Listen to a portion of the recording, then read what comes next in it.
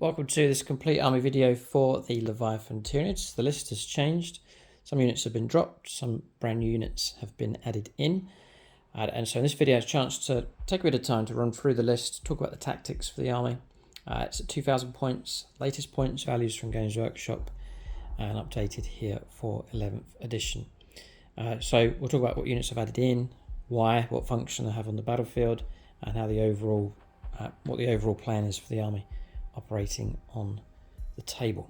So that's the plan. Before we get stuck in, do check out our sponsors. To get a hold of your Tyranids, check out gamingfigures.com. Link for them in the video description below. They do discount 40k.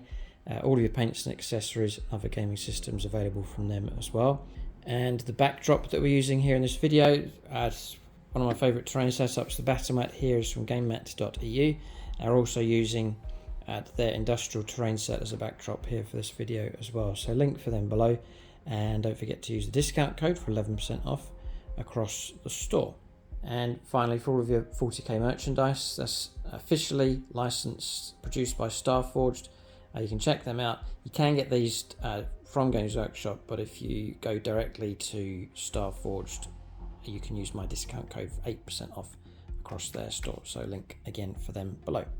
So with the Tyranids, the classic and perhaps the most predictable way the Tyranids operate is they rush at you with their monsters and they try and tear you to pieces, and they overrun and destroy the enemy position. It's the classic way down through the different editions, and I guess that's what's in people's minds. The Tyranids are going to come straight at you and you have to try and gun them down, and if they are strong enough when they reach your lines, they'll shred your army to bits. Don't really want to go down that route. I think it's too predictable. There's different ways you can play Tyranids. I've gone down a route of more operating in the shadows, avoiding the strongest enemy units, and then when the time is right, ambushing units and eating away at the edges and so on. And so that's the kind of list I've got going on here.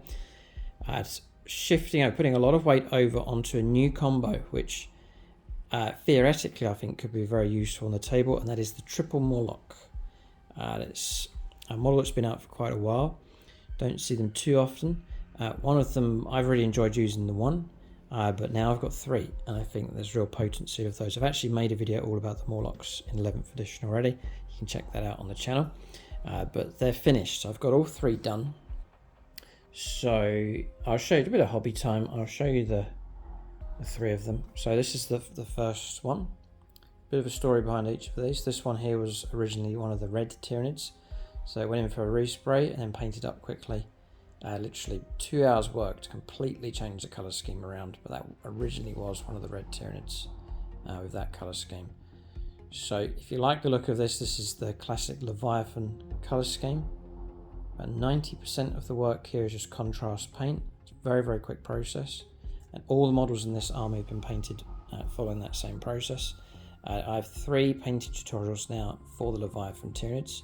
I'll cover basing, larger models, smaller models, all the paints and so on, the process that you need, and you can get these painted up very quickly indeed. If you like the look of them, those tutorials are available on channel membership. So Aspect Warrior level or above will give you access to all of our bonus content, including those tutorials.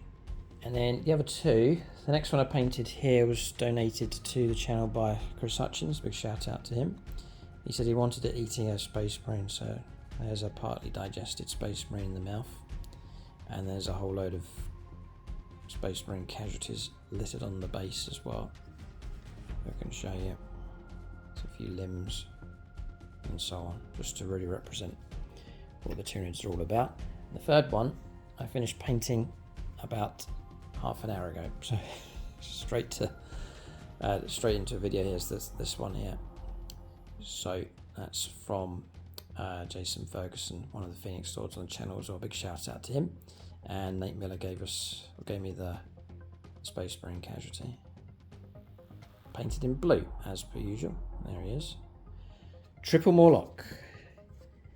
Very excited to see how they get on.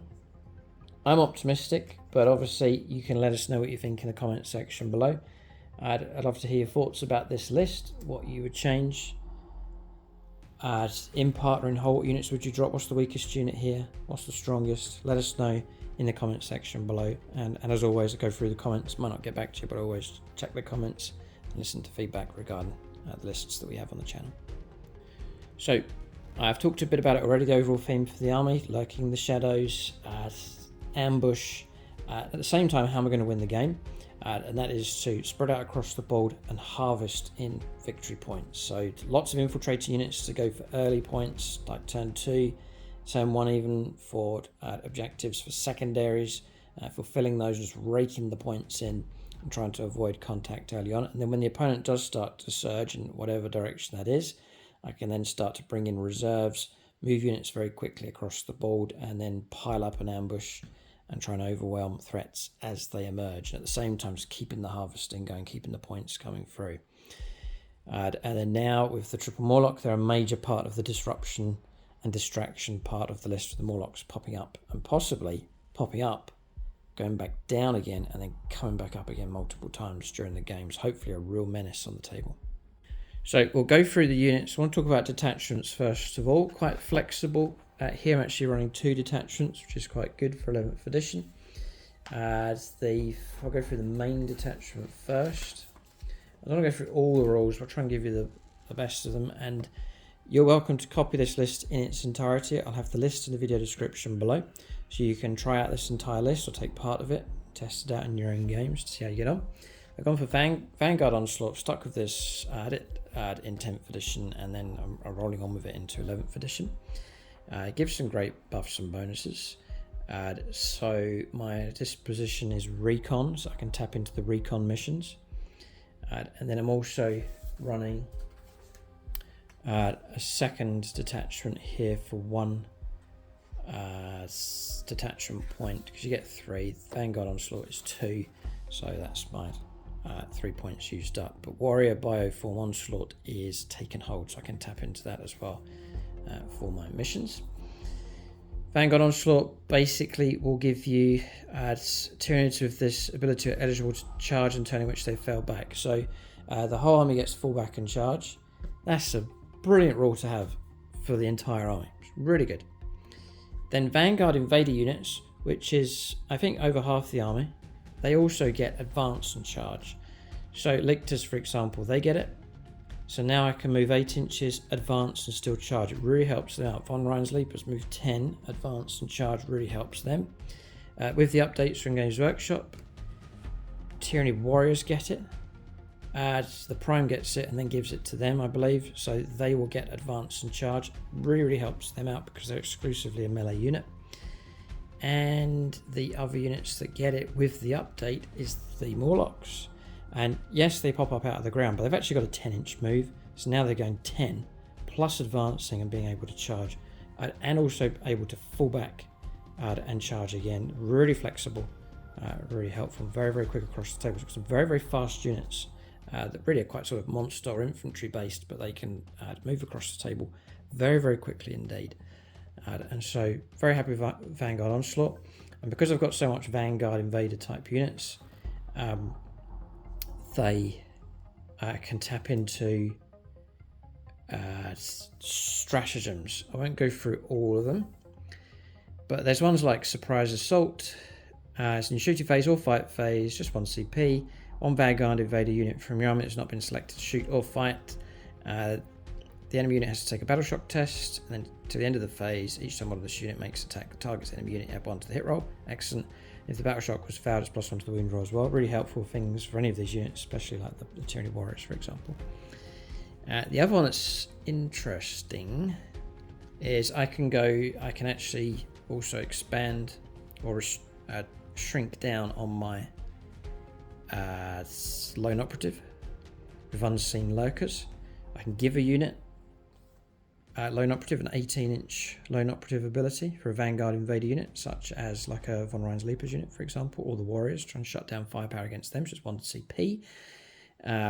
And if it already has lone operative, then it shrinks from 18 down to 6 inches. So really makes them difficult to target. So you can really almost make a Lictor like disappear unless you're very close. So I've used that multiple times. Very useful.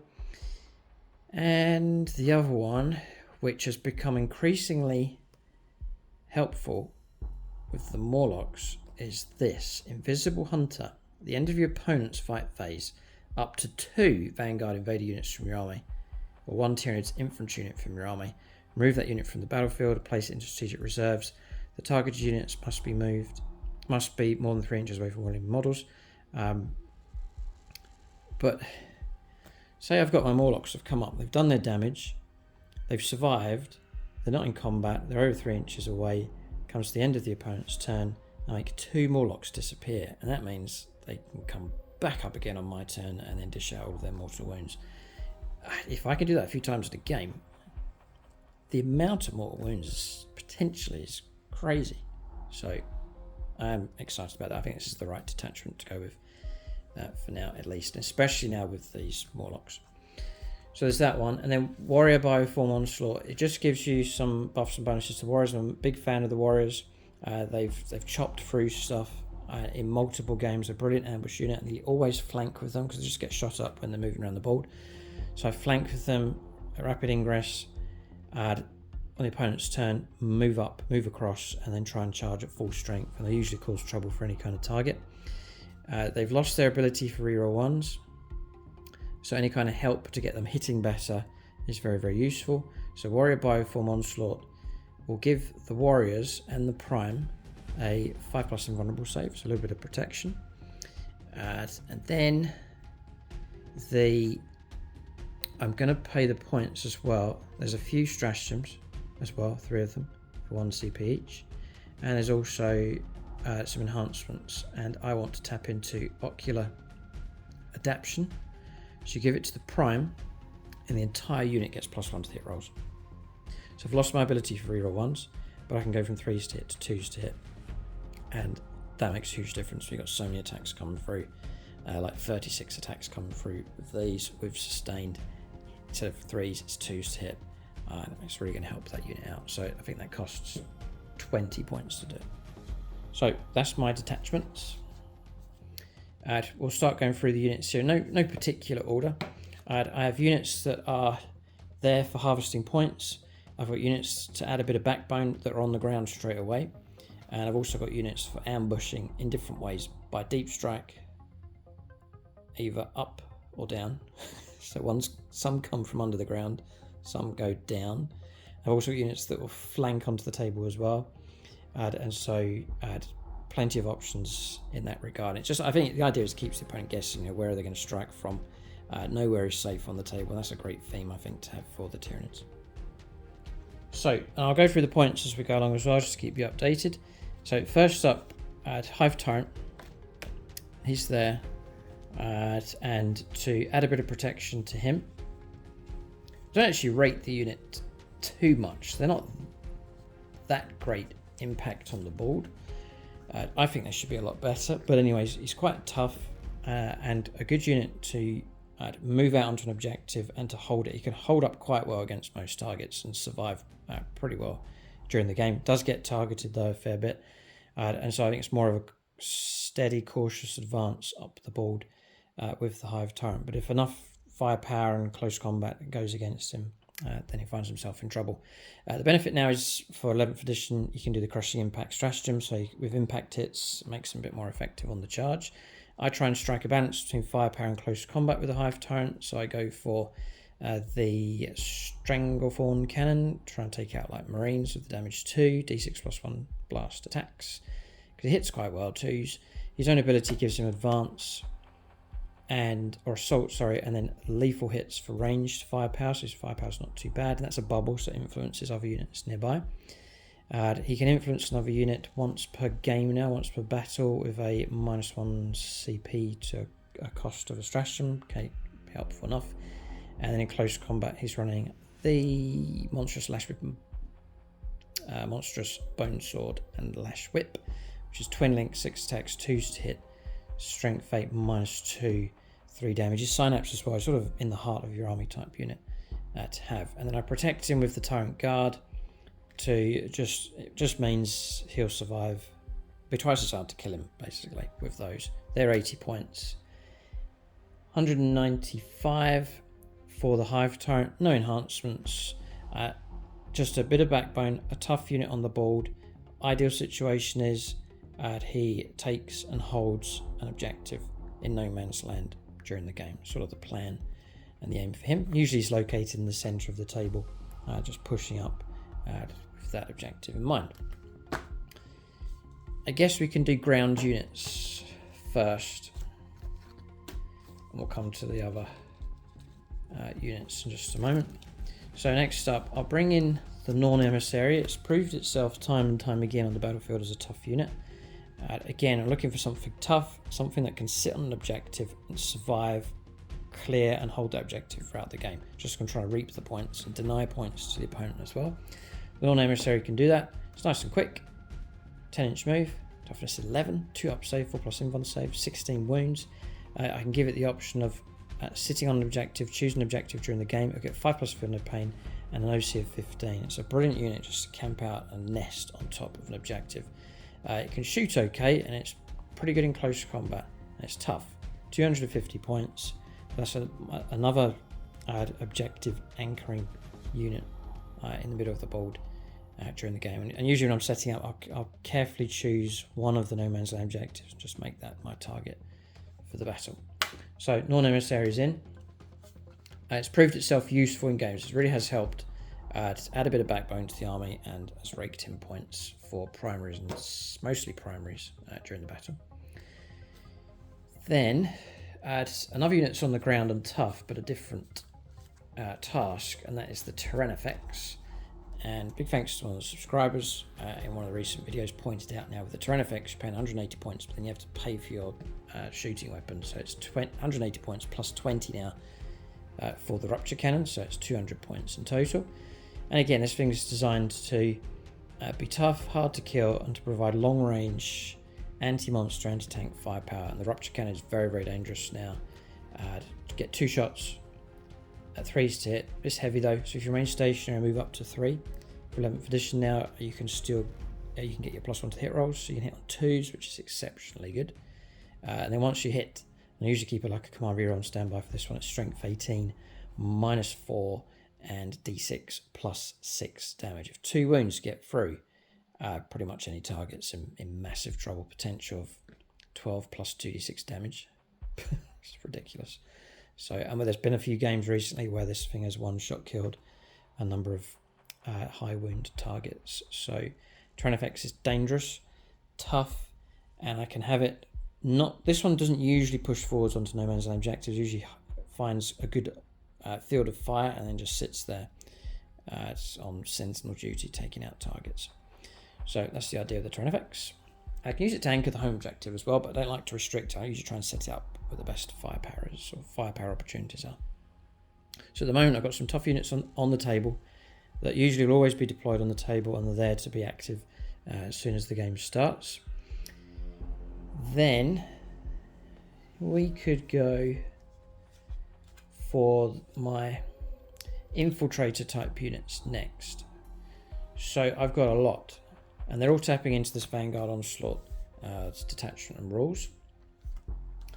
So the purpose of these, I'll start with Lictors. So I have 3 Lictors, 1, 2 and 3. They are superb models. They're very expensive though for the kit, but the kit is fantastic. They are incredibly good. And you can pose, and there's 3 different poses that you can do. And so I've done all 3 poses, so plenty of variety. They're not duplicated, they're all different. This one's got the long claw things on top, tucked in, stealthily moving around. Brilliant resculpts from Games Workshop, absolutely superb. So add 3 of those in the list, 1, 2, 3. They're nice and cheap. They are 60 points a time. They're dangerous enough in close combat. Precision attacks, 6 of them, 2s to hit, strength 7, -2 and 2 damage. They got a heap of rules. They got fights first built in. They're infiltrators, very useful for getting onto objectives immediately during the game, or using them to ambush targets. But usually it's getting onto objectives straight away, starting to perform secondaries, just get the points rolling immediately. Lone operative as well. It's difficult to target. So they're ideal for sitting on objectives. So I've got 3 of them. Sometimes one of them will sit on the home objective and just be hidden away at the back of the board. And then they've also got stealth as well. If they destroy an enemy character, you get bonus CP. And once for battle, you can actually, if you put them in reserve, you can use rapid ingress on them for 0 CP as well. So they're a nice, flexible, dynamic unit. They're dangerous enough in close combat, and they're very, very cheap on the table. So 3 of those. Very happy to have those in the list. Then to back them up, it's like a bigger Lictor, and that's Deathleaper. 80 points. For this one, you pay an extra 20 points. For that, you're getting +1 strength on your attacks. You're also getting an extra wound. You've got 7 wounds. You've got a 3-up save built in, plus a 4+ invulnerable save. So with Deathleaper, he's great to pair up with a Lictor. Deathleaper plus a Lictor working together, that's pretty dangerous. A lot of attacks, and they can take on squads of intercessors and so on, charging in and just cutting Marines down quick enough. So I can use them. I can spread these units around the board, or I can converge them together to actually form up quite a dangerous combination for close combat. So, and they're quick enough to do that. I can rush them across the board nice and quickly. So harvesting points, ambushing, and then combined assault is sort of the plan with the Lictor and Deathleaper. With a similar kind of role, perhaps avoiding heavier combats because they're not so tough and not so good. But still, they can harass targets. That's Von Ryan's Leapers. 3 squads of 3. And they've just dropped in points as well. 55 points. Yeah, 55 points per squad. 3 models per squad. 1, 2, and the 3rd squad's just over there. So again, nice and cheap. I'll usually have them on the board. They have infiltrators, stealth, and fights first. So again, I can use them for harvesting points for secondaries. Because I'm conceding the fact I'm going to take casualties. The opponent's I'm going to get taken out in close combat. I'll lose a few units and so on. So I need a nice spread of units, a good supply of them during the game, just to keep the points flowing through. Again, they're very, very quick around the board. I can use them to get into position, again, to rake in points for secondaries. They can gang up against enemy targets. They can take on enemy infiltrators to clear those out of the way. They can harass, try and get in the way, roadblock against targets. So a disruptive type unit. And if I lose them, they're cheap and it's not too significant. But I do like to have a couple of units of any of these alive through to the end of the game, just to keep the points flowing through for secondaries and surviving on objectives and so on. So not throwaway units by any means, but try and use them as efficiently as possible. So next up, I guess we'll cover some ambush combos next. Talked about them already. The Prime and Warriors. So their style of attack, squad of 6 with the melee bioweapons. There's 36 attacks coming from those. I take the Winged Prime at the moment. There's a new model that's come out, but the Winged Prime for now. He is allowed to join them. He's got a 12-inch jumping move, so he can leapfrog and stretch the warriors to give them a better move. They've now got advance and charge and fallback and charge as well, so it's a very, very flexible unit. With my detachment, they've all got a 5+ invulnerable save, which is useful for their survivability. And the Prime will give the entire unit plus himself sustained hits, so loads of attacks now with 6s popping extra hits coming through. And the warriors are dangerous because I can choose to, in the fight phase, I can choose to give the unit +1 toughness, which could help, or I can choose to give them +1 strength. So they'll go from strength 5 to strength 6, plus synapse to strength 7, which is pretty good. They're on 6 attacks each, and what really sells this unit here is they're on strength 5, potentially strength 7. The AP -2 is good, it's excellent. It's only 1 damage, but the weapons are twin linked, so I can plaster a target, any target, with loads and loads of hits, and then twin link cycle through the wounds to try and just strip armor away. And that's from any kind of target: vehicles, monsters, infantry, light infantry.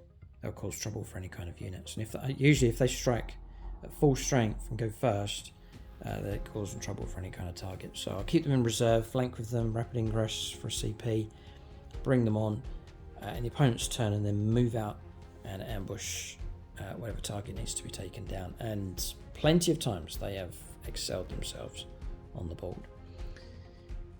So that's all good news. I give the Prime an enhancement, an upgrade, which is the Ocular Adaption. For 20 points, himself and the entire unit get +1 to hit rolls. So 36 attacks from the unit, so the 3s to hit becomes 2s. So that's very, very reliable. It gets sustained on top of that as well. So usually means if you average it out, 36 attacks, I should end up with 36 hits, because the 1s are replaced by the 6s on sustained. So it's nice, reliable, close combat dice. So that's one combo. Flanking infantry, loads of dicing attacks. The next combination, I was running 2 of these, but I dropped one set to free up the points for the extra Morlocks. That's where the extra points have come from. That's the Tyrannocyte, Big Egg, and the Screamer Killer. They're not such high impact on the board. They're better, they're monsters, and so you can get crushing impact. The impact hits on the charge, which is great news. The Screamer Killer is running at 10 attacks at 3 stitch strength 10 -2 3 damage, so it can be dangerous enough. It should be twin linked. If there's any creature on the galaxy that should be twin linked, it should be that thing, but at the moment it's not. 2-up save though, it's a thing to deal with, you can't ignore it, and because I'm running a Tyrannocyte with it, I can deep strike it, actually deep strike the Screamer Killer onto the board, which is very handy to have. Keep them in your back pocket and deploy it in different ways. I can drop them in to reinforce my line. I can drop them in where the opponent's starting to push forwards with their strength. I can just drop him in and then move up later on, because I can't deep strike, disembark and charge with the monster, sadly, so I have to think, try and preempt where the opponent's going to go and land in the right place. I can rapid ingress and do that to get him in good position. It's also a tough unit to try and get rid of. Can drop him in onto an objective, survive on top of that. Another option is to go behind enemy lines and drop in for the secondaries. For the opponent's home objective, just keep them in your back pocket, drop them in when I need them. A useful asset to have on the table. And finally, the new combo. I brought in 1 Morlock, had great fun, but I thought to myself, what if I ran 3 of these things in a list? And so that's been the aim, and we're finally now living the dream. But we'll see how well they do on the table. I'm a massive fan of the Morlocks. I think one of them's a pain, 2's pretty tasty, 3 could be a real menace on the board. You've got a 10-inch move monster. They come in at 135 points. I think they're very, very cheap. The Prime, let's get this right, it's the Warriors 150, pretty cheap really. The Prime is 65, and then plus the 20 for Ocular. Let's upgrade the Ocular Adaption. Cover the Warhammer Leapers, Deathleaper. So the Screamer Killer again is pretty cheap, 125 points, and the Tyrannocyte's dropped as well. It's just 80 points to bring that in. And both have OC, by the way, so it's a transport, but it's like a drop pod that can float around, and has an OC value and so on. So it has its uses on the table. With the Morlocks, 10-inch move, toughness 10, 3-up save, 14 wounds. Plenty of wounds to get through on these things. Remember, I'm running 3 of them now. It's OC of 4, so OC control is pretty good. So the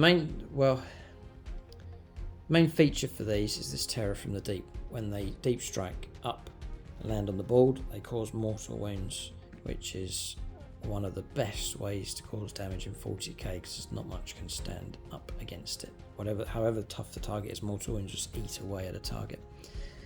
And so with Terror from the Deep, and this is the main thing here, each time this model is set up on the battlefield, so immediately I'm choosing when they arrive and where they arrive, so the advantage is with me in that regard.